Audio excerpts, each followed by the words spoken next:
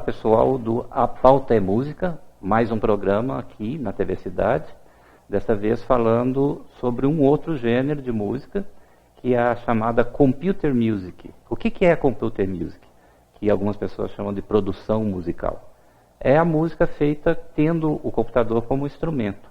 O que acontece é que a pessoa tem ali um programa, que são as conhecidas DAWs, que são as interfaces de gravação de áudio digital. O nome vem de Digital Audio Workstation, ou seja, estações de trabalho de áudio digital. O áudio já todo digitalizado, são programas complexos, até caros, né? E a partir dos anos 80, as grandes indústrias do ramo se reuniram miraculosamente, em vez de entrar na concorrência, elas sentaram à mesa e definiram um protocolo comum para que os instrumentos de várias marcas tocassem os sons iguais. Então, antigamente, pré esse protocolo, os instrumentos, por exemplo, um piano, tinha o número 1 numa marca, tinha o número 4 na outra e tinha o número 12 na outra. Então, se o indivíduo fazia uma música, né, com piano, num instrumento de uma marca A, e fosse reproduzir aquilo numa marca B, o piano poderia virar saxofone ou vice-versa. Então, esse protocolo, ele foi um protocolo de software, de programas, né? E um protocolo físico também em hardware. Inclusive foram montados cabos especiais, plugs especiais, aparelhos especiais, o que hoje é muito comum em qualquer estúdio, em home studios, né? Ou estúdios grandes mesmo. Então o MIDI facilitou, fazendo com que a gente pudesse então produzir a computer music, o que hoje se chama, até um pouco erradamente, de produção musical, que é um termo um pouco mais abrangente, né? A Computer Music é um objeto de trabalho meu como professor, e eu tenho aqui ao lado Júlio de Césaro, que é meu aluno há 2 anos aqui em Farroupilha. Ele já está produzindo uma parceria comigo através das realizações dele, que já eram pré-ser meu aluno, né? E ele já fazia composições, subindo no SoundCloud e tal. E ele é bastante heterogêneo nas composições dele, que vão caminham praticamente por todos os gêneros, né? Então nós escolhemos, eu e o Júlio, 4 músicas, 4 composições dele, para que a gente mostre a vocês o que é o trabalho da Computer Music. A primeira delas é Airways. Airways foi composta atualmente, mas ela tem o pezinho na década de 80. Vocês devem se lembrar da Cold Wave, da New Wave, que são gêneros que foram derivando, né, para o Synthwave e algumas outras derivações, que são músicas com a característica especial, né, geralmente usada em trilhas de cinema. Esse gênero foi usado bastante naquela época e voltou à moda com a introdução do seriado Strange Things, que vocês já devem ter ouvido e visto, né, nos canais de TV. E a volta começou então a fazer com que aqueles timbres dos anos 80 fossem refeitos com a qualidade de tecnologia dos anos 2000. E nos filmes, é muito comum nos filmes de John Carpenter dos anos 80, o público se levantar no cinema com os efeitos de surround, né? Então, aquilo foi o auge da tecnologia dos anos 80, dando tudo o que eles poderiam fazer. E essa tecnologia evoluiu bastante. Teve até uma participação de uma banda brasileira chamada Cansei de Ser Sexy, que na trilha sonora do filme Drive participou junto do compositor, né, que era o Kavinsky. E foi um grande sucesso, pode-se dizer então que reiniciou aí o caminho do Synthwave, né? Então eu vou perguntar aqui para o Júlio como é que ele tomou esse conhecimento desse tipo de música, né? Porque eu já sou velho, ele não é. Então, como é que foi a tua entrada? Com certeza foi por causa de um jogo que eu jogava quando eu era criança, que se passava nos anos 80, e muita música variada tinha na época lá. Aí, conforme o tempo foi passando, eu lembro que com a internet eu fui pesquisando um pouco mais sobre as músicas da época e tal. E eu lembro que em 2011 eu descobri esse gênero Synthwave. Na verdade não é de 2011, começou nos anos 2000, né? uma forma assim retrô das músicas dos anos 80, eletrônica, né? E em 2016, que foi ano passado, eu lembro que estava em alta esse gênero e eu decidi fazer uma versão aí de uma música minha, que chama Airways, devem ter ouvido já, que passou aí no vídeo. E replicando, né, os sintetizadores da época e tal, principalmente os timbres de bateria com bastante ambiência, eu gosto bastante. E além desse estilo, Júlio, você ouvia o que nos anos 80? Acho que é mais na parte do rock. Fora esse tipo de música eletrônica, acho que é mais na parte do rock. Só que eu sempre fui bem aberto a todo tipo de música. E principalmente nos anos 80 eu acho que tem muita coisa para aproveitar em todos os gêneros.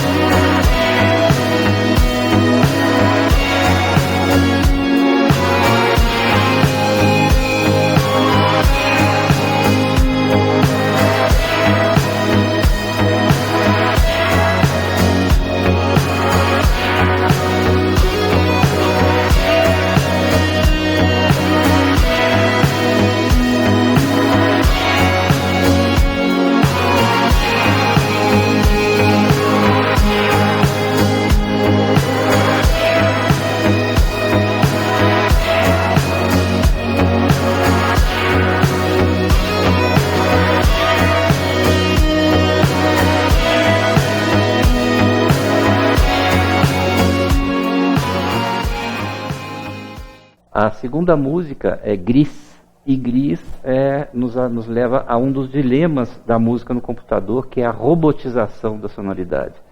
Então existem várias piadinhas, né, do sujeito que vai montar uma bateria no computador e coloca 8 tambores ou pratos tocando simultaneamente.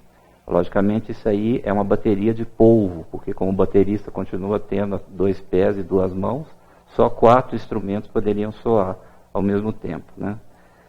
Essa robotização daí nos faz lembrar, inclusive, o tema de Blade Runner, que voltou agora, né, com uma segunda edição, um outro filme. E para resolver esse problema, essas estações de trabalho de áudio digital, como eu tinha dito, criaram determinados dispositivos internamente, né, da estação de trabalho, para humanizar cada um dos sons. Os sons eram então trabalhados por um algoritmo que poderia acrescentar mais swing, que poderia acrescentar alguma característica humana e aleatória para que ele não tocasse uma música que também o pessoal brinca dizendo que é samba de japonês, ou seja, o samba fica quadradinho, não tem balanço nenhum e fica né, rolando como se fosse claramente uma música produzida em laboratório.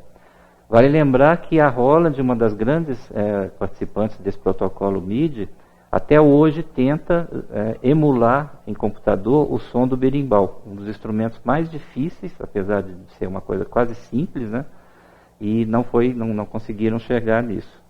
Eles também trabalharam em cima de uma tecnologia que se chama COSME, que é a sigla de Composite Object Sound Modeling. Esse COSME, ele tem a capacidade de simular 4 coisas dentro do som. Mesmo que o som não seja produzido por um instrumento físico, ele vai modelar então a simulação dos circuitos eletrônicos através de válvulas, circuitos de transistores, etc. Então ele já imita um pouco o som por aí. Existe ainda a modelagem magnética, que é usada nos alto-falantes, nos captadores de guitarra e outros instrumentos, que também é simulada. Não contente, eles fizeram a modelagem física, que envolve a madeira com que são construídos os instrumentos, os materiais, os metais, dos sopros, etc. E também a dos amplificadores e caixas de som que estão reproduzindo aquele equipamento. E, finalmente, tem uma análise do que seria os subsons. Quando a gente ouve um som, por exemplo, uma nota Dó, na verdade você está ouvindo ali uma nota Dó, que é uma nota principal, e várias outras subnotas, que são chamados harmônicos. Então isso também é simulado nessa tecnologia, que é apenas uma delas. Hoje em dia tem outras tecnologias do pessoal da Dinamarca, por exemplo, que criou um aplicativo chamado Janorigem MIDI Guitar, que faz isso sem o uso de interface no computador até. Então você liga tua guitarra, o teu violão elétrico, até um microfone, e consegue disparar timbres de orquestra, de instrumentos de vários naipes, né, de várias características. Então, Gris foi composta, né, tentando então tirar essa coisa da música feita roboticamente. E como é que você fez, Júlio, para fazer com que o computador parecesse um ser humano? Então, isso é tudo muito forçado que tem que fazer. Se for pegar o projeto dessa música, é uma bagunça. Não dá para saber o que instrumento é o quê, porque todas as notas estão soltas ali, sem marcação nenhuma. E claro, os timbres que eu usei são os melhores que tem. Isso também é muito importante na hora de conseguir um som bem humano. E também eu tentei simular meio que um improviso, né, que é comum nesse gênero. E eu acho que isso aí também ajudou bastante.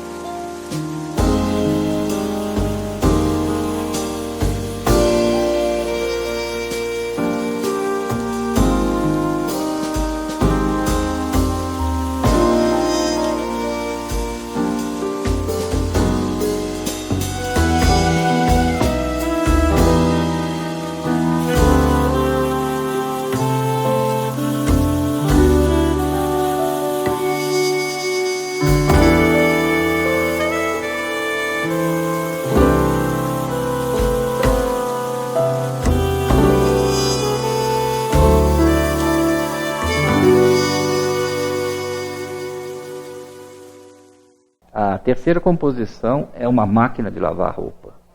E quando eu ouvi pela primeira vez o trabalho dele, eu me remeti aos comerciais antigos, os comerciais não só de TV, como também os comerciais de rádio, que eram, já na época, se havia preocupação de fazer com que eles soassem para os pequenos radinhos de pilha, né? Que depois foram substituídos pelos iPods e outros equipamentos mais sofisticados.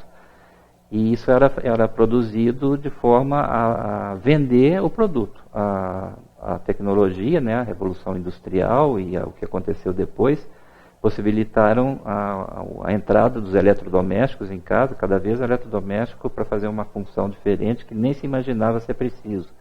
Mas é claro que a máquina de lavar foi uma grande invenção, né? E essa tecnologia levou a atravessar o oceano e veio parar aqui no Rio Grande do Sul. Quem não se lembra da Varig, né, a extinta Varig, e seus comerciais de TV. O próprio jingle, a própria vinheta da Varig, né, atravessou o mundo inteiro. E os comerciais de Natal, geralmente, até hoje eles são rearranjados. Os compositores rearranjam, timbram e orquestram de novo os instrumentos da época, trabalhando com o exemplo nacional do que seria, é claro que estamos tratando de um avião, né, de uma companhia aérea, mas isso era muito comum, desde o liquidificador, o grill, ainda não havia o micro-ondas, mas todos os eletrodomésticos mais antigos tiveram seus comerciais e sempre animados, né, sempre procurando marketing, procurando sempre fazer uma coisa alegre para cima, para poder vender o equipamento para a dona de casa. E como é que te veio então, Júlio, na mente, né, e no ouvido, o timbre dessas orquestras, né, que eram usadas nesses comerciais? Na verdade, essa música saiu de uma orquestra que eu estava ouvindo dos anos 50 e me chamou muito a atenção a rítmica dos instrumentos de corda que estava sendo usado e também o timbre, né, que por um lado soa um pouco degradado, que é uma coisa até que eu acho que soa bem. E eu tentei replicar isso com o meu conhecimento, né? E no final das contas eu percebi que estava lembrando um pouco os comerciais de máquina de lavar roupa da época, que nem o Saulo falou. E eu decidi então deixar uma música um pouco mais curta, mais simples, para poder lembrar um pouco mais comercial de TV. It's Arthur Godfrey time, brought to you by Easy, the only automatic washer with exclusive spiralator washing action that gets out all the dirt, and Easy Automatic Dryer for faster, safer drying. From the flimsiest of fabric To the grindiest work shirt, Easy Spiralator washing action gets out all the dirt. anything that you can wash. Easy does it better.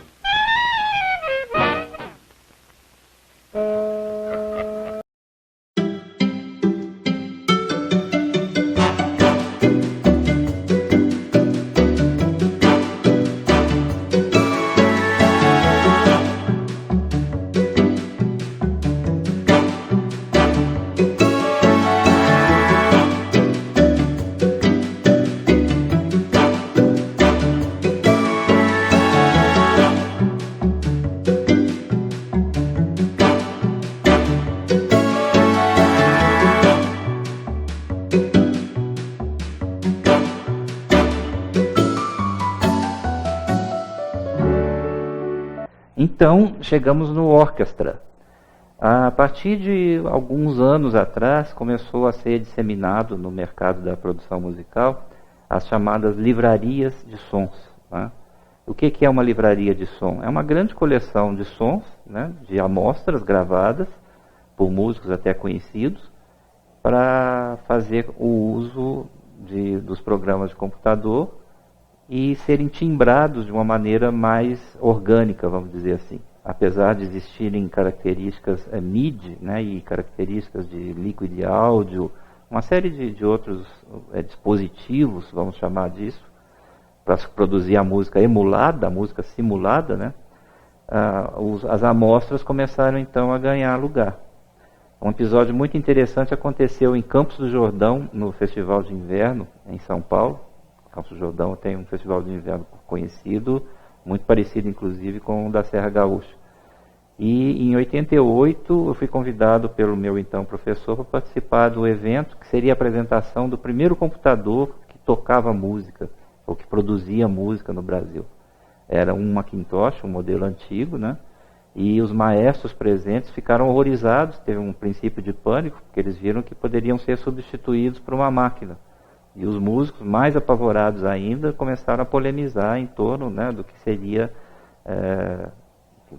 da profissão, né, se um computador começasse a fazer não só a tocar os instrumentos, como também a compor e substituir uma orquestra inteira e vários dos participantes, como arranjadores, orquestradores e tudo mais.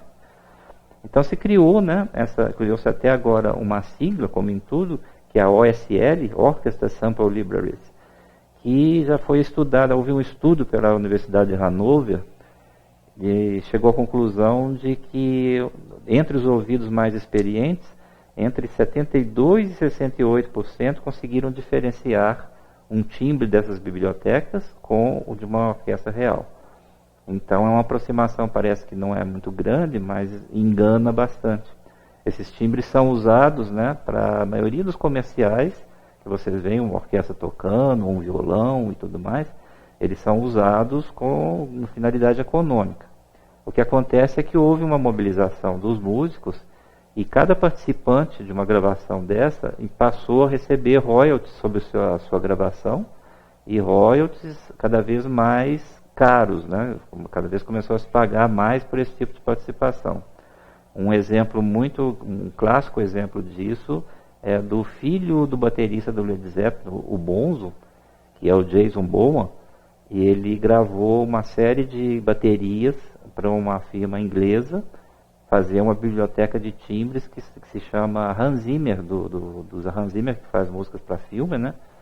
Utilizando bateria comum e todas ampliadas, todas vendidas, e hoje ele recebe uma boa quantidade de royalties pelo trabalho.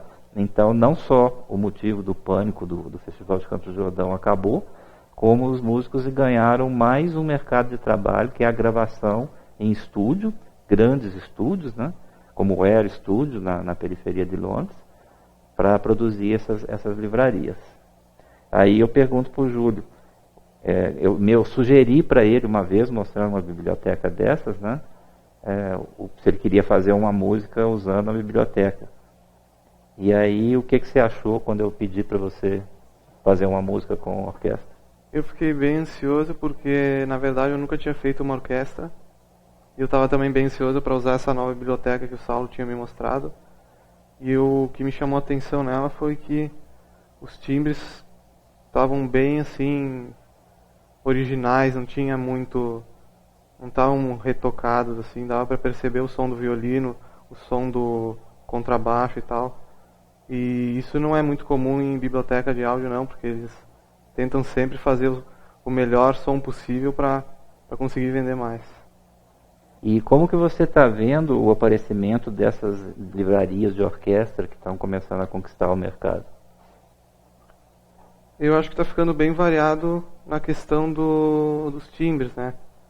Como eu falei, tem bibliotecas com som mais original, tem bibliotecas com som mais trabalhado. Eu acho que reunindo todas essas possibilidades dá para fazer uma orquestra que não só engane o ser humano, mas que pareça uma orquestra real.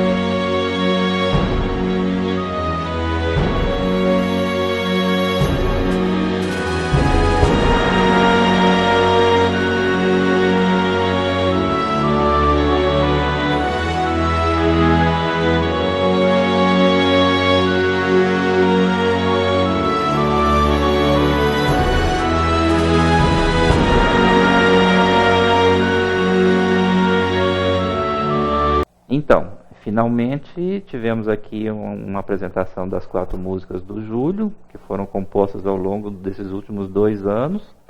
Ele continua meu aluno e estudando outras matérias. As aulas da gente são baseadas em quase tudo de música, não só a produção, a computer music, como também as matérias teóricas de música. E está agora num trabalho comigo, que é o trabalho de um curso, em que a gente usa só o repertório do Led Zeppelin para explicar os pontos da teoria musical. Então aquilo tudo, desde o pavor que as pessoas têm de ler nota, aquelas bolinhas pretas pulando na frente dos olhos, já estão mais fáceis de ser ouvidas, né? E de serem vistas também, porque os computadores mostram partituras e você vai estar lidando com músicas do teu agrado. Então agradeço aqui para o Júlio. Ele está aí nesse novo curso comigo e é facilmente encontrado dando a volta pela Praça da Matriz. Eu queria convidar todo mundo quem quiser escutar um pouco mais do que eu produzi até hoje, não só para o curso, mas também para o meu gosto musical. Seria legal se vocês dessem uma passada na minha página do SoundCloud. É só digitar meu nome, Júlio de César. E também no Facebook dá para achar. Isso aí, valeu. Muito obrigado, então, telespectadores da TV Cidade. Continuamos aqui com o nosso programa A Pauta é Música. E breve, mais novidades com músicos da Serra Gaúcha, de Farroupilha, e também convidados que já estão sendo acertados para vir de São Paulo. Um abraço e até a próxima.